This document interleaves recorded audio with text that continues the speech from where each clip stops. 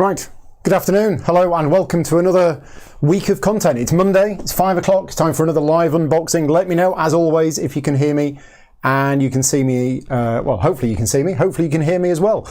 And this is Arkham Horror, the card game, one of my favourite games of all time, Edge of the Earth Investigator expansion. So, for those of you who don't know, Arkham Horror has been out for about 5 years now. And what they've done is Fantasy Flight Games have decided to change the way that they are distributing the game. So instead of there being a deluxe box which contains some characters and the first 2 scenarios of a campaign, and then 6 subsequent booster packs, what they're doing is they are releasing an Investigator expansion, and then alongside this, which isn't out yet, but hopefully will be out soon, will be the actual campaign pack. One of them contains all of the player cards and no campaign cards or anything like that. And the other one contains all of the campaign cards. Like a lot of people, I agree with this particular decision. I'm curious to see what you think. If you agree with this decision, I think there's a lot of advantages to it. For example, if you're just a player and somebody else is buying the campaign set, you just need to buy this box.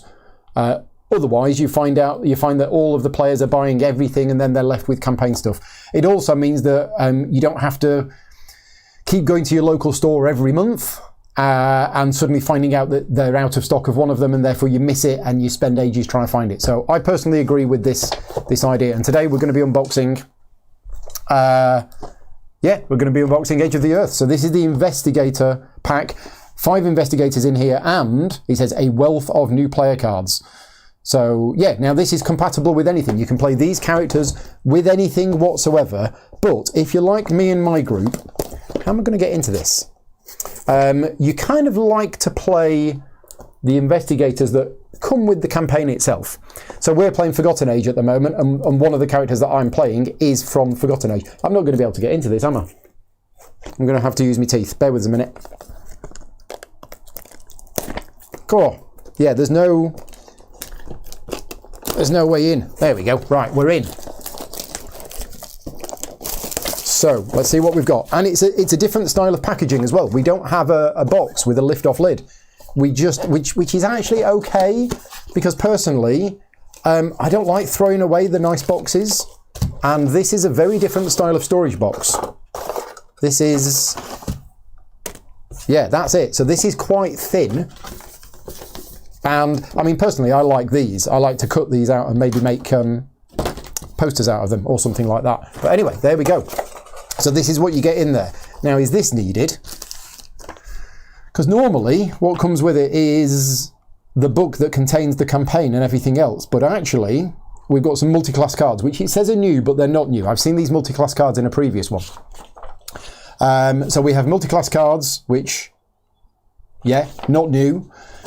We have a new keyword, researched, and we have some frequently asked questions, deck building with multi-class cards. So nothing in here about the dogs. People have been telling me about the dogs, so I don't really understand what the dogs are about. But let's have a look at some of the cards. If you don't want any spoilers, then obviously you are going to see some spoilers today. But let's zoom in. There we go. And we're going to have a look at Ziploc bag number 1. So 5 Investigators as normal. And I'm going to take the Investigators out first. Oh, they're all separate. Right, so here's the first Investigator. This is Daniela Reyes, the mechanic. Then we have Norman Withers, the astronomer.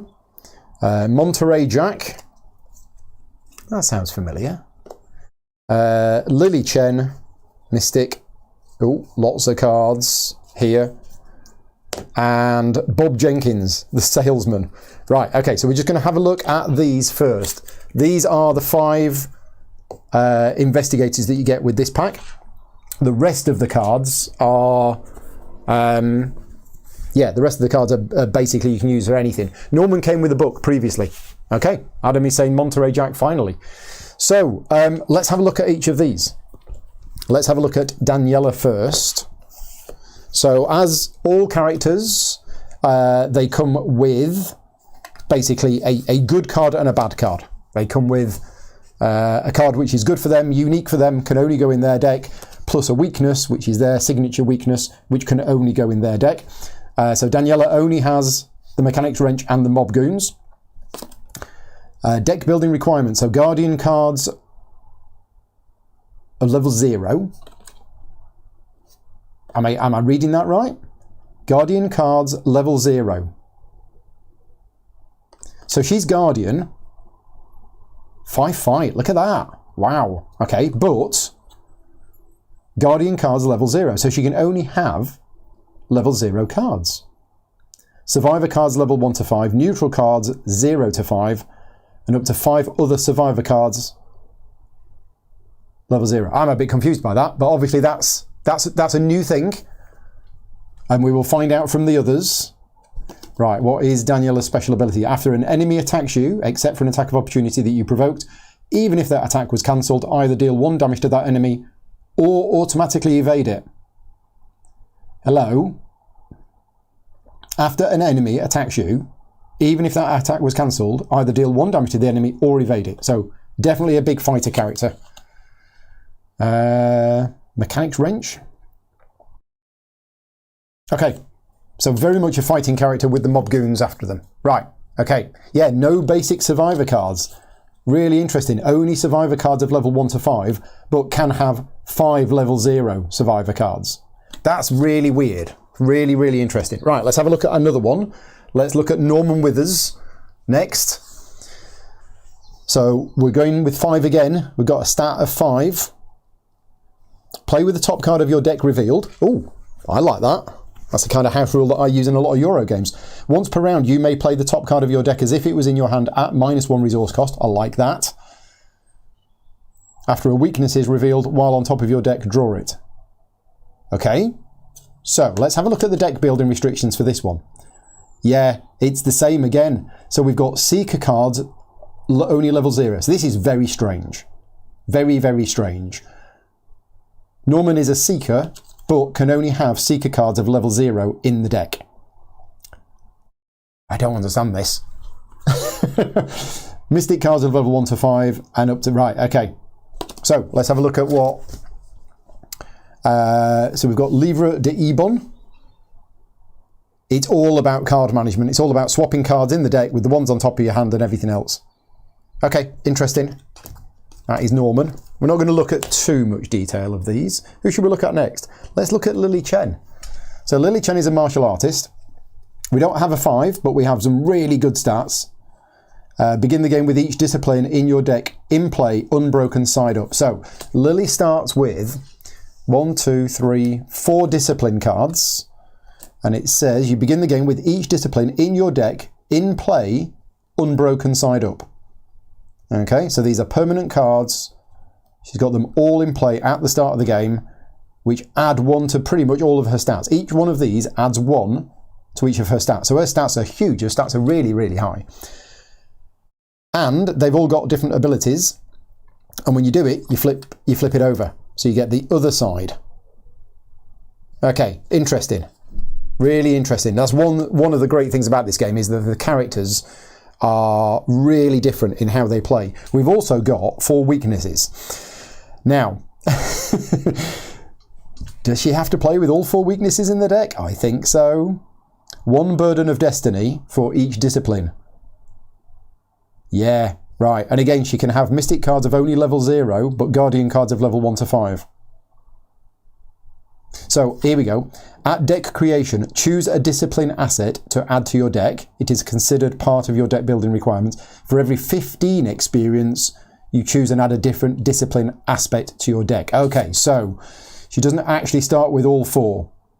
She starts with 1 of them, and every 15 experience, she gets another one. Now, if you're anything like me, 15 experience is pretty much near the end of the campaign. So, yeah, and then for each one of those, she starts with 1 of these. Right, okay, there you go.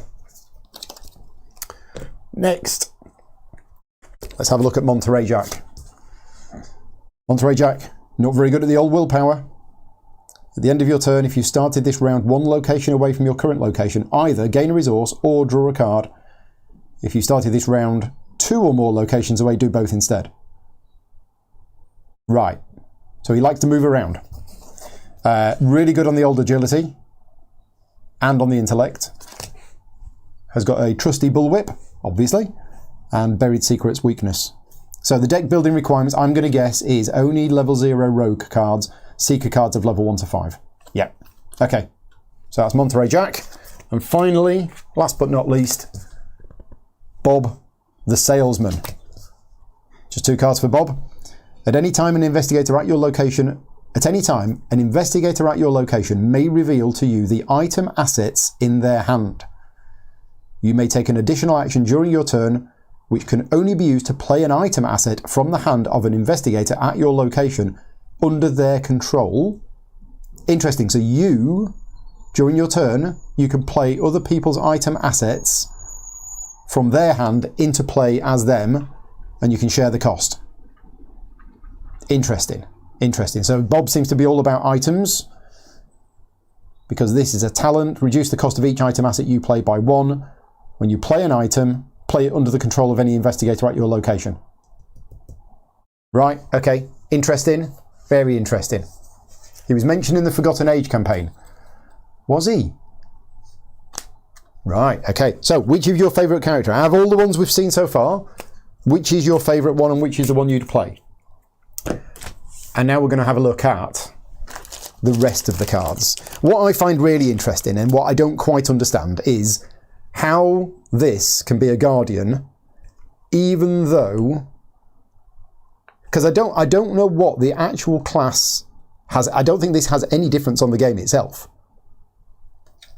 It's more what cards you can put in. So yeah, I'm curious about that one. We'll talk about that on Slack later on.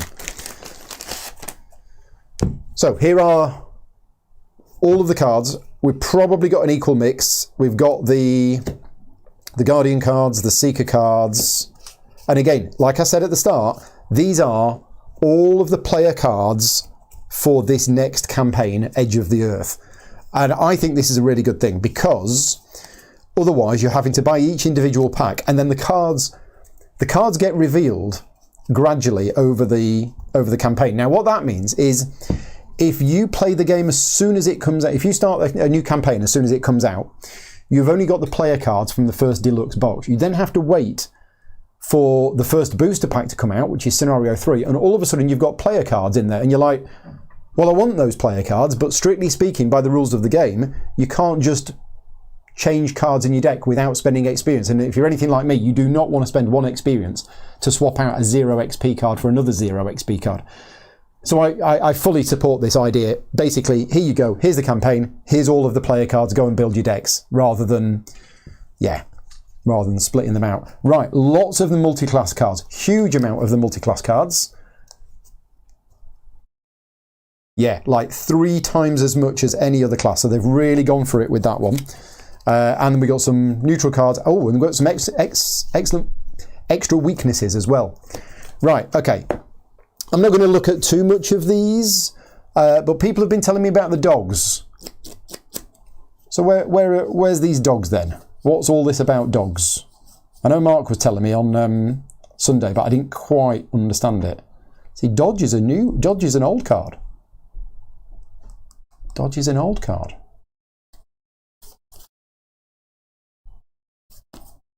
Yeah, I'm not seeing any dogs there. Sled dogs. Where are the sled dogs then? Are they the multi-class cards, or is this something else? Medical text is an old card as well. Ah, but it's a 2 XP version. Okay, not seeing any dogs. I'll find out more about these dogs. Let's have a look at some of these multi-class cards. Oh, it's a neutral asset. Right, let's have a look at the neutral asset then. Sled dogs, here we go. So what's so special about these sled dogs? You may include up to 4 copies of sled dogs. So there's 4 in there, in your deck. Up to 2 sled dogs can take up a single ally slot. Yep. Exhaust X sled dogs to move X times. Exhaust X sled dogs to fight. Right, okay. So, yeah, nice. Sled dogs. You can have 4 of them. 2 of them take up a single ally slot, and you can use them to move or fight. Right, cool. So let's have a look at some of these multi-class cards. And again, I'm not going to look at all of them. I'm just going to look at maybe the top 3. I'm just going to read how multi-class cards work. So multi-class cards in deck building, it says, A multiclass card can be included in an investigator's deck if that investigator has access to either of the card's classes. So basically this is Guardian and Seeker, so you can include this card in your deck if you have access to either Guardian cards or Seeker cards. If you have limited access to one of these classes on a multiclass card and unlimited on another one, it does not occupy one of the investigator's limited slots. Okay, right. So there we go. So yeah, multiclass cards ranging from, I mean, we got a whole range here. We got 0 XP and we got 5 XP. So yeah, there you go. And yeah, as I say, there's lots of them. Look at all of these multiclass cards here.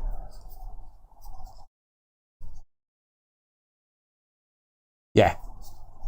Well, I'm excited. The downside is we are currently in the middle of our Forgotten Age campaign, and that's going to take us another 2 months to finish. So although we've got all of these new cards, we're not going to be using any of them, and we're not going to be starting this campaign probably this year, to be honest. For those of you watching who don't know, yeah, I'm in the middle of the... no, we're not in the middle. We've pretty much just started. But we are doing the Forgotten Age campaign. We've done 2 sessions so far. If you're interested in watching our playthroughs of chapters 1 and 2 of the Forgotten Age campaign, that's on the channel now. And this week, on Wednesday, we are due to start chapter 3. And we're basically playing roughly every 2 weeks. And the aim is to get it done by sort of middle of November or something like that. After we have finished Forgotten Age, so I've played Knight of the Zealot, Dunwich, Carcosa, now playing Forgotten Age. What should I play next? Because I've got Circle Undone, Dream Catchers, Innsmouth, and now Edge of the Earth. I'm tempted to play Edge of the Earth, the very latest one. That's what I'm tempted to do. But obviously COVID got in the way of our Arkham Horror group. Otherwise, we probably wouldn't be quite up to date, but we would be more ahead. We would have finished Forgotten Age. We were due to start it in like April 2020, I think we were due to start it.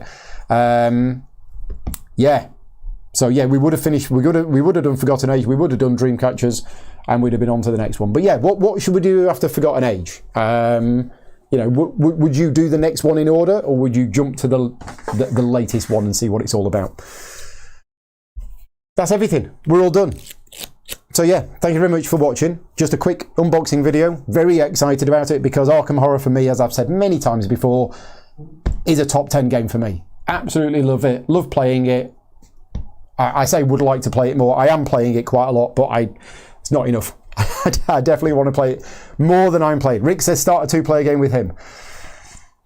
Yeah, Dream Eaters, not catchers. Yeah, Dream Catchers are them things that you have hanging from the ceiling. No, I'd love to, Rick. It's just a matter of time. Yeah, and that's what I don't have enough of at the moment. But anyway, we're all done. And as I say, if you want to join us on Wednesday night, 8 o'clock UK time, chapter 3 of the Forgotten Age campaign, yeah, join us for that. I might sit downstairs tonight and sleeve these and put them away in my storage solution. Yeah. I'll be back later in the week. Tomorrow, Lost Ruins of Arnak. Solo playthrough. Wednesday, Forgotten Age from Arkham Horror. Thursday, I'm going to be doing an unboxing of Nebula from Marvel Champions. And Friday is a Patreon-only stream. I'm going to be playing the new Marrakesh game from Stefan Feld. But that isn't for public consumption yet, but it will be for Patreon supporters only. So if you're a Patreon supporter of mine on Friday night and you want to watch us play Marrakesh, then you will have access to that video. But anyway, for now, thank you very much for joining me this Monday afternoon or early evening. Take care, and I will see you all next time.